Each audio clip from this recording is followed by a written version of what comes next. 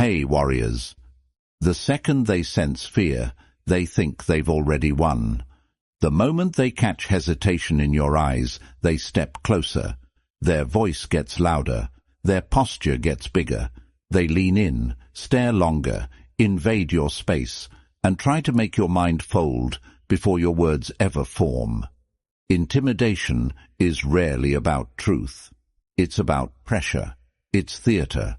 It's a performance designed to make you react before you think. Picture this scene. Someone is pushing hard. Their tone is sharp. Their presence feels heavy. Most people rush to defend themselves. They talk too fast. They explain too much. They try to prove their worth in the heat of the moment. And that's exactly where they lose control. Because intimidation feeds on reaction. It survives on emotional movement. The more you flinch, the stronger it grows. The more you rush, the more power you hand over. But what if you could stand still instead? What if, in the exact moment they expect you to shrink, you become steady? No raised voice, no nervous smile, no defensive rambling, just calm eyes and grounded silence. Suddenly the script breaks. Their rhythm collapses. Their pressure has nowhere to land. And the balance of power quietly flips without you ever throwing a punch or raising your volume. Intimidation isn't strength. Real strength doesn't need to crowd your space or crush your voice. Intimidation is usually a strategy used when someone wants control fast. It's a shortcut move. A psychological shove meant to rush your decision-making and weaken your posture. Most people fall into this trap without even realizing they're inside it. They think they're defending themselves, but they're actually stepping into the other person's frame. Today, you're going to learn how to step out of that frame completely. I'm going to walk you through 7 Machiavellian psychological tactics that shift the ground under anyone who tries to overpower you. These are not about yelling louder or acting tougher. They're about control, timing, and mental positioning, silent dominance, composed pressure, strategic calm. When you use these correctly, the person trying to intimidate you starts to feel uncertain instead. This is not about becoming cold or cruel. It's about becoming unshakable. There is a difference. You don't need to attack. You don't need to threaten. You don't need to prove anything. You just need to stop playing their game and make them stand in yours. By the end of this, anyone who tries to push you around will feel like they've run into a wall they cannot move. Before we begin, I want you to drop this affirmation in the comments. Calm beats pressure. Number 1, freeze the stage. Every intimidation attempt is a performance. There is always a hidden stage, an invisible spotlight, and an expected reaction from you. The aggressor is not just speaking to communicate. They are acting to provoke movement. They want a visible shift, a defensive reply, a nervous laugh, a quick denial, a rushed counterattack. That response is their reward. It tells them the pressure is working. The moment you understand that intimidation is theater, you stop being the audience and start becoming the empty room. When pressure comes at you, your first instinct is usually speed. Faster speech, faster thinking, faster emotion. Your body wants to close the tension gap as quickly as possible. That instinct is natural, and it is exactly what gives the other side leverage. Freezing the stage means you deliberately break that tempo. You do not rush to answer. You do not hurry to defend your position.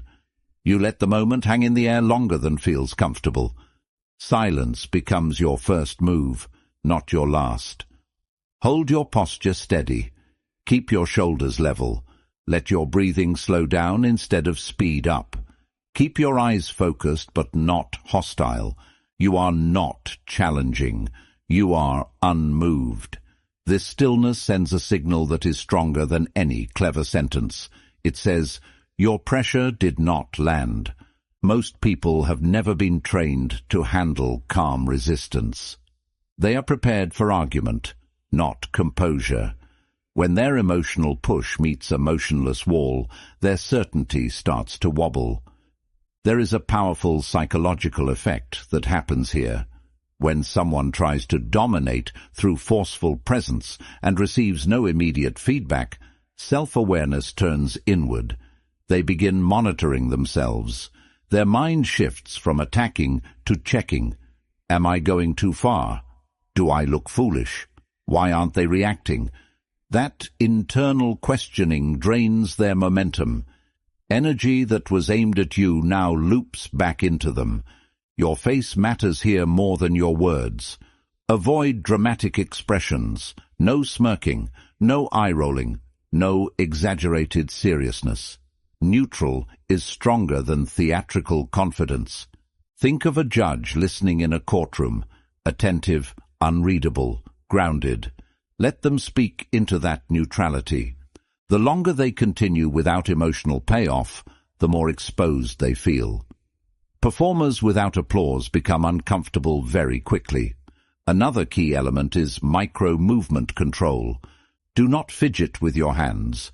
Do not adjust your clothes repeatedly. Do not shift your feet back and forth. Small, restless gestures signal internal disturbance. Stillness communicates inner authority. Even if you feel tension inside, reduce visible motion outside. Power is often judged by surface control, not inner sensation. Many people worry that pausing will make them look weak or unprepared. The opposite is true. Leaders pause. Negotiators pause. High-status communicators pause.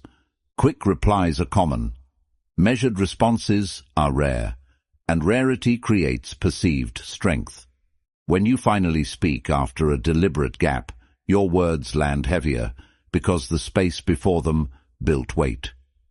Remember this line and make it part of your mental reflex.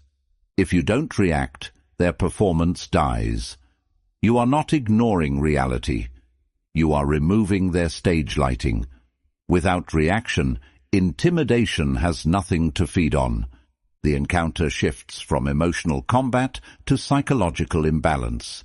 In your favor. Drop this affirmation in the comments. Stillness is power. Number 2. Make them reveal.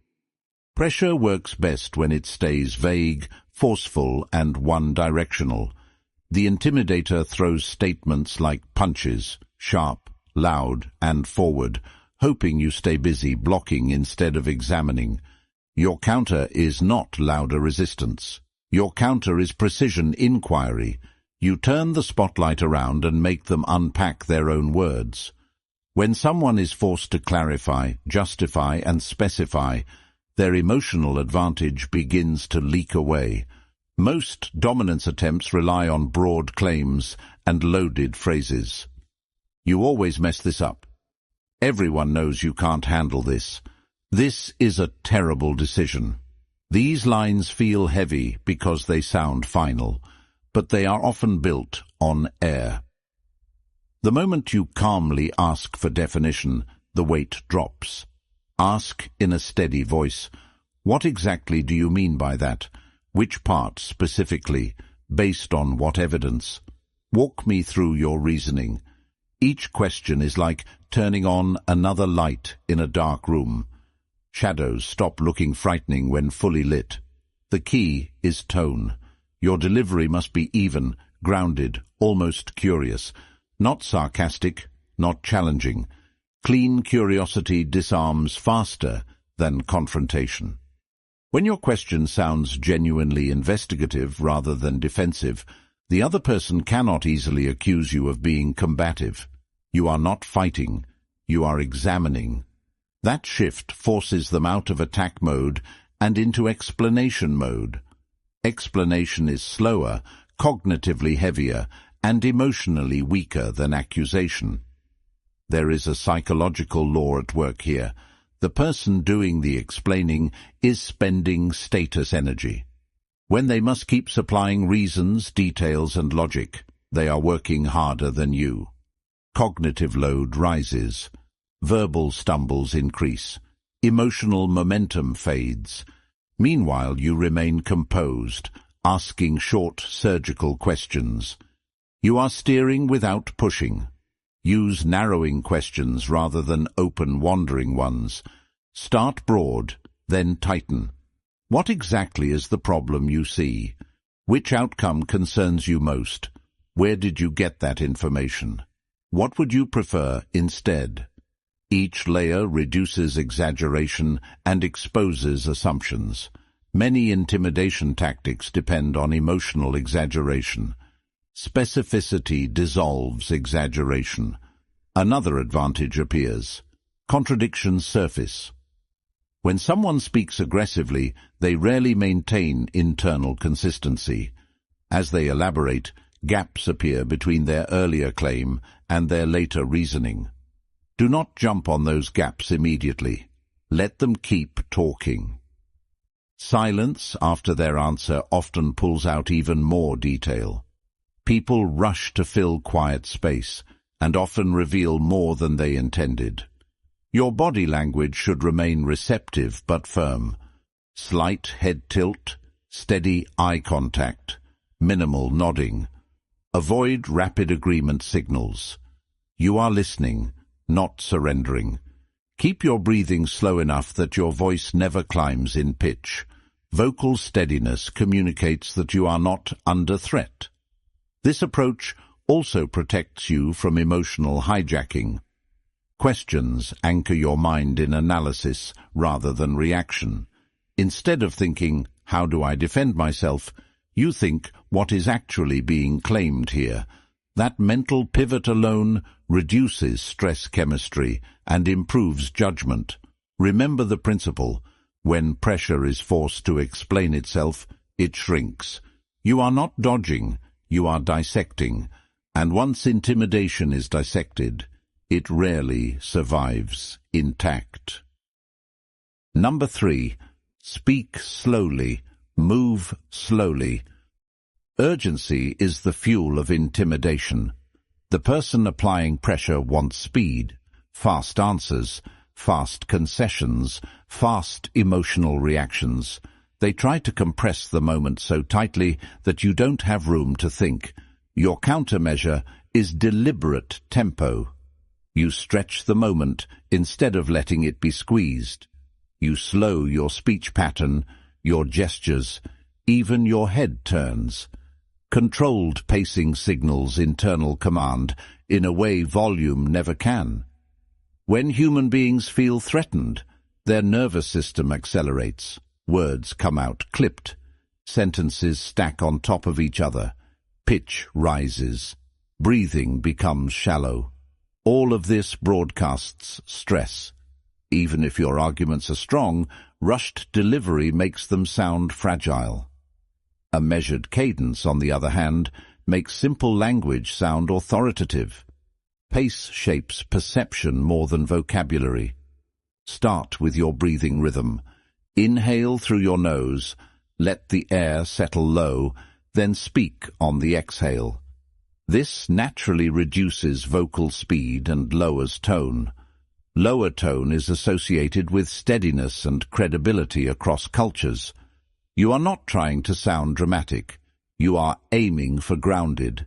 Imagine each sentence weighs something. You place it down, you don't throw it. Insert small pauses between thoughts, not awkward gaps, intentional spacing. A brief beat before answering a charged remark creates gravity. It shows you are choosing your words rather than being pushed by emotion. Listeners interpret chosen speech as stronger than reactive speech. The pause also forces the other person to wait inside their own tension, which weakens their emotional surge. Your physical motion should match your vocal tempo. Quick hand movements, finger pointing, and abrupt shifts in stance suggest agitation. Instead, keep gestures economical. One hand movement instead of 5. One posture adjustment instead of constant repositioning. Think economy of motion. High-status presence is usually quiet in movement, not busy. There is also a contrast effect that works in your favor. Aggressive behavior often looks chaotic when placed beside calm pacing. When one person is loud and fast while the other is steady and unhurried, observers, and even the aggressor's subconscious, assign stability to the slower presence. Stability reads as strength. Speed reads as strain. Be careful not to drift into sluggishness. The goal is controlled tempo, not lethargy. Your words should remain clear, your articulation sharp. Slow does not mean dull, it means deliberate. Each phrase should feel placed, not spilled. If you notice your rate climbing, consciously shorten your sentences. Shorter lines are easier to deliver with control. Another benefit appears internally. When you regulate pace, you regulate emotion. Body tempo and emotional intensity are linked. By slowing outward behavior, you send feedback to your nervous system that the situation is manageable. That feedback loop helps keep your judgment intact. Use this mental cue. Pressure speeds up. Authority slows down. Let that guide your timing. You are not matching their storm. You are changing the weather around it. When your tempo stays anchored, their attempt to rush you loses its grip. Now, I want you to drop this affirmation in the comments. My pace wins. Number 4. Control the space. Human interaction is never only verbal. Territory, distance, and positioning constantly send signals beneath the surface of conversation. An intimidator often tries to win physically before they win verbally. They step too close. They loom. They angle their body to crowd your line of sight. They try to make you retreat by inches. Those inches matter. Each small backward shift quietly transfers authority. Your objective is not confrontation. It is spatial ownership. Start by becoming aware of your footprint. Plant your feet at a natural shoulder-width distance. Balanced, not rigid. Weight evenly distributed. This stance alone changes how pressure feels in your body. When your base is stable, your voice and eye contact stabilize more easily. Narrow footing leads to sway and micro-retreat. Grounded footing communicates readiness without aggression. If someone advances into your personal zone, resist the reflex to step back instantly. Most people yield space automatically to avoid discomfort. That automatic yield is exactly what a dominance move is trying to trigger. Instead, hold position for a beat. Let them be the one who feels they crossed a boundary. Often they will self-correct when they realize you are not shrinking. Your torso orientation also matters. Keep your chest open and square rather than turned away. Angling away signals withdrawal. Squared alignment signals presence. This does not mean staring them down like a challenger. It means remaining fully there instead of partially exiting with your body. Use micro-adjustments instead of retreats. A slight forward lean from the hips, very small, can neutralize someone else's forward pressure without looking aggressive. It says you are engaged, not cornered. Engagement reads as confidence. Withdrawal reads as vulnerability. The difference can be only a few centimeters. Objects in the environment can be used intelligently. A table edge, a chair back. These create natural boundaries. Positioning yourself with a subtle barrier between you and the other person can reduce their ability to crowd you while keeping the interaction civil. This is not hiding. It is structuring the interaction field. Head height is another silent indicator. Keep your chin level. When people feel pressured, they often tuck their chin down or lift it defensively. Both broadcast tension. Level head position projects neutrality and self-command. Pair this with relaxed shoulders, not raised, not slumped, and you project grounded authority without theatrics. Eye line should be steady, but not locked in a hostile stare. Think anchor, not laser. You are present and attentive, not predatory. Short, natural breaks in eye contact are fine, but avoid darting glances. Rapid eye movement suggests search for escape. Smooth eye behavior suggests internal certainty. There is a psychological boundary effect at play. When you maintain your spatial ground, the other person subconsciously registers that escalation will require effort. Effort reduces impulsive dominance behavior. You are increasing the cost of intimidation without saying a word. Those who hold their ground hold the frame. Space is not just physical. It is psychological territory expressed through posture and placement.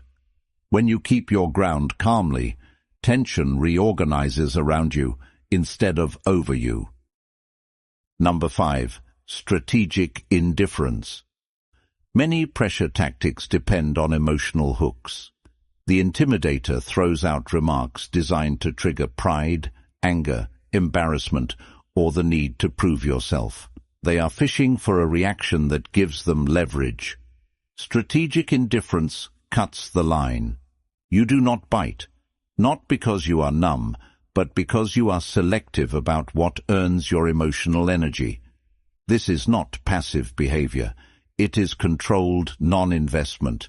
You are fully aware of what is being said, yet you choose not to grant it emotional weight. Most people confuse strength with visible pushback. True psychological strength is often quiet non-attachment. When a provoking comment lands and finds no emotional handle, it drops. The first step is internal labeling. Instead of absorbing the remark personally, categorize it mentally. That is a pressure move. That is bait. That is posturing. Labeling creates distance between stimulus and feeling. Distance gives you choice. Choice gives you control. Without that gap, emotion drives behavior automatically. Your facial response should remain lightly neutral, not frozen, not expressive. A relaxed mouth, steady gaze, and composed brow communicate that nothing destabilizing just occurred. Avoid forced smiles or exaggerated seriousness. Overmanagement looks artificial. Think natural calm, not performance calm. Verbal replies, if needed, should be minimal and low temperature. Short acknowledgements work well. I hear you. Noted. That's your view. These phrases neither agree nor fight. They absorb without amplifying. The goal is to keep the interaction from gaining emotional heat. Heat is the resource intimidation needs. One powerful element of this tactic is expectation violation. The aggressor expects resistance, apology, or visible discomfort. When none appears, their prediction model breaks. Humans rely heavily on predicted reactions during social dominance attempts. When prediction fails, confidence drops. They may push harder briefly, but without emotional payoff, escalation becomes tiring. Watch your micro-signals: quick defensive laughter, sarcastic tone, sharp sighs. These leak emotional engagement even when your words are neutral. Smooth delivery matters. Think of your voice as level water, not choppy waves. Even your blinking rate can communicate tension. Slower blinking often reads as calm presence. Strategic indifference also protects your decision quality. Emotional hooks narrow thinking. Non-attachment keeps your cognitive field wide. You can evaluate the situation instead of being pulled inside it. That wider mental frame allows smarter next moves, whether that is boundary setting, redirection, or exit. There is an important boundary here. Indifference to provocation does not mean tolerance of abuse. You are disengaging from emotional manipulation, not accepting mistreatment.